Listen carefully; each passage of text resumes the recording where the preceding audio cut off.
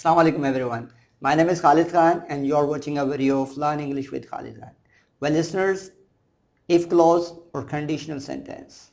Today we are learning it and the topic number is 39 type 0. And the title sentence and the picture is a kind of yes, my mouth is watering. Take a sandwich with you in case you get hungry.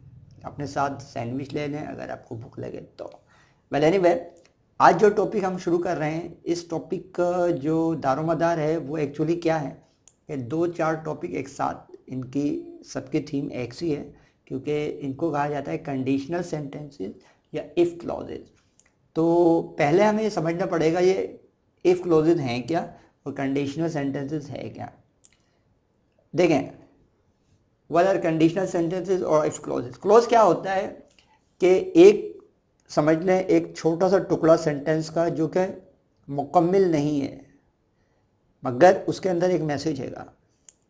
और sentence क्या होता है, sentence का मतलब होता है एक पूरा मुकम्मिल मायने रखने वाला जुमला, वो सेंटेंस कहलाता है. तो अब हम जो सीख रहे हैं वो कंडीशनल सेंटेंसेस या इफ़ क्लॉजेज सीख रहे हैं, यानी कि एक जो टुकड़ा होगा सेंटेंस का वो दूसरे टुकड़े पे डिपेंड करेगा. ठीक है, तो इस तरह कंडीशनल सेंटेंसेस बनते हैं, यानी कि एक कंडीशन दूसरी कंडीशन पे बेस करती है. That is all about that. तो मजीद और समझाता हूँ, डोंट वरी, कंफ्यूज ना हो. देखें, पूरी दुनिया में जो कॉमनली कंडीशनल सेंटेंसेस पढ़े या पढ़ाए जाते हैं वो हैं 4. सबसे पहला है type 0 and then type 1, type 2 and type 3.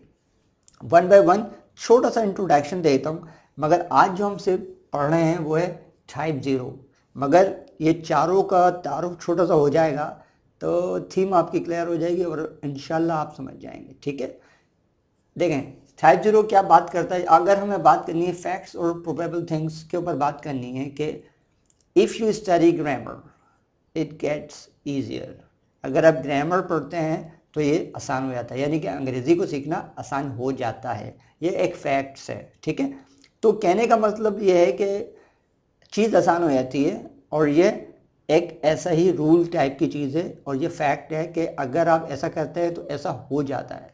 तो इस किस्म के जितने जुमले होते हैं हम उनको टाइप 0 कहलाते हैं वो, और मज़ीद सीखेंगे भी कि डिटेल क्या है. तो मैं सिर्फ छोटा सा तारुफ दे रहा हूँ, डोंट वरी. टाइप 1 क्या है, consequences of one action to another, यानी कि एक एक्शन जब होता है तो उसका रिएक्शन से दूसरे जुमले पे असर पड़ता है.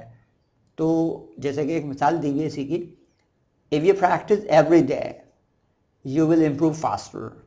अगर आप रोज़ाना प्रैक्टिस करेंगे तो आपकी जो आप है वो तेज़ी से इम्प्रूव करेंगे. तो कहने का मकसद ये है कि देखें, if you practice every day ये डिपेंड कर रहा है किस पे, जो यू विल इम्प्रूव फास्टर ये किस पे डिपेंड कर रहा है, if you practice every day. अगर आप रोज़ाना प्रैक्टिस करेंगे तो ये इस किस्म के कंडीशनल सेंटेंसेस बनते हैं. अच्छा, टाइप 2 देखें, अनरियल सिचुएशन एंड इमेजिनेशन और रियल पॉसिबिलिटी. ये 2 से 3 चीज़ों पे बात करने के लिए हमें इस्तेमाल की जाती है. अनरियल सिचुएशन क्या, कोई सिचुएशन रियल ही नहीं है, दैट इज इमेजिनेशन. ठीक है, और उस चीज़ के चांसेस बहुत कम है कि ऐसा होगा या होता है. ठीक है, then we use type 2, if I live in English speaking country.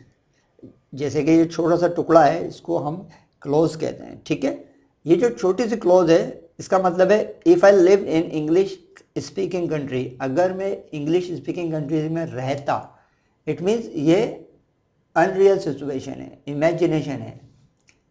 I would be more fluent, मैं मोर फ्लुएंट होता, यानी कि मैं रवानी से ज़्यादा बात कर सकता. तो कहने का मकसद ये है कि ये एक जो जुमला दूसरे पर डिपेंड कर रहा है और वो क्या है, अनरियल सिचुएशन, इमेजिनेशन है. ठीक है, टाइप 3 क्या है कि रिग्रेटिंग अबाउट द पास्ट. आपने पास्ट में कुछ हुआ था, अब आप रिग्रेट कर रहे हैं कि ऐसा नहीं होता तो ऐसा हो जाता और ऐसा होता तो ऐसा नहीं होता. जुमला और आपको मज़ीद समझा देगा इंशाल्लाह. If I had known how useful English was for my career. अगर ये जो पोर्शन है जुमले का जिसको हम क्लोज कहते हैं, अगर मुझे पता होता कि इंग्लिश कितनी यूज़फुल है मेरे करियर के लिए, I would have paid more attention to it at school. तो मैं क्या काम करता है कि और मज़ीद तवज्जो देता स्कूल में। तो कहने का मकसद ये है कि छोटा सा मैंने आपको तारुफ दे दिया ताकि आप पूरी थीम समझ जाएं, ठीक है। मगर आज जो हम सीख रहे हैं वो सीख रहे हैं टाइप 0, ठीक है। तो इसका आप तारुफ देखें मज़ीद अब डिटेल में, ठीक है। अब आज का टॉपिक हमारा शुरू होता है। With the help of if clause or conditional sentences type 0, we usually talk about facts or probable things. We also use it to talk about habits, rules or instructions. ठीक है, तो ये बात समझ में आ रही है, क्लियर। आगे चलते हैं, देखते हैं, देखें इसकी एक छोटी मिसाल देता हूँ, फिर अब इसको मज़ीद डिटेल में एक्सप्लेन करने की कोशिश करता हूँ। मिसाल क्या है, if you study grammar it gets easier. ये जो पहले हमने मिसाल दी थी, इसका क्या है, the main verb in the if clause study. जो स्टडी है वर्ब वो क्या है, फर्स्ट फॉर्म में यानी कि प्रेजेंट सिंपल में है। And also in main clause, जो मेन क्लॉज होती है वो बाद वाली होती है। इफ क्लॉज क्या होती है, उसको इफ क्लॉज कहा जाता है, और जो इसका अगला जो टुकड़ा होता है क्लॉज का वो कहलाता है main clause. That is in gates, यानी कि ये भी ऑल्सो प्रेजेंट सिंपल में है। तो इसका मतलब ये हुआ, if this happens this is the result, यानी कि अगर ऐसा होता है तो ये रहा result. That is all about that, ठीक है। तो ये सारी चीज़ें इसके ऊपर, यानी कि इस तरह जुमले बनते हैं इसके। अब हम एक काम करते हैं, अब इसके हम जुमले देखते हैं ताकि हमारी अंडरस्टैंडिंग डेवलप हो जाए। I can't see unless I where glasses. अच्छा, एक बात ज़रूर याद रखिएगा इसकी, ये जुमला मैंने पहले ही ख़ास तौर पे डिलिबरेटली बनाया है। इसकी वजह क्या है कि बहुत सारे लोग इसको जो नाम दिएगा इफ़ क्लोज, तो वो समझते हैं कि सारे के सारे जुमले इफ़ क्लोज से ही बनेंगे, यानी इफ़ से ही बनेंगे, मगर ऐसा नहीं है। इसका नाम तो रखा गया है इफ़ क्लोज, मगर ज़रूरी नहीं है कि सारे के सारे जुमले इफ़ से ही बने। इसमें दूसरे जो जैसे वैन है वो भी इस्तेमाल किया जा सकता है। इन केस जो सबसे पहले मैंने टाइटल पे दिया था वो भी इस्तेमाल किया जा सकता है। और डिफरेंट जो जुमलों को मिलाने वाले लिंकिंग वर्ब्स होते हैं वो इसमें इस्तेमाल हो सकते हैं, लिंकिंग वर्ड, सॉरी, ठीक है। I can't see unless I where glasses. मैं नहीं देख सकता जब तक मैं ग्लासेस नहीं पहनता, ठीक है। तो ये क्या है, फैक्ट। व्हेन यू रन, जब आप दौड़ते हैं, यू यूज अप एनर्जी, आप अपनी एनर्जी को इस्तेमाल करते हैं, ये भी क्या है, फैक्ट है। अब देखें इस जुमले में मैंने व्हेन को इस्तेमाल किया है, जब आप दौड़ते हैं।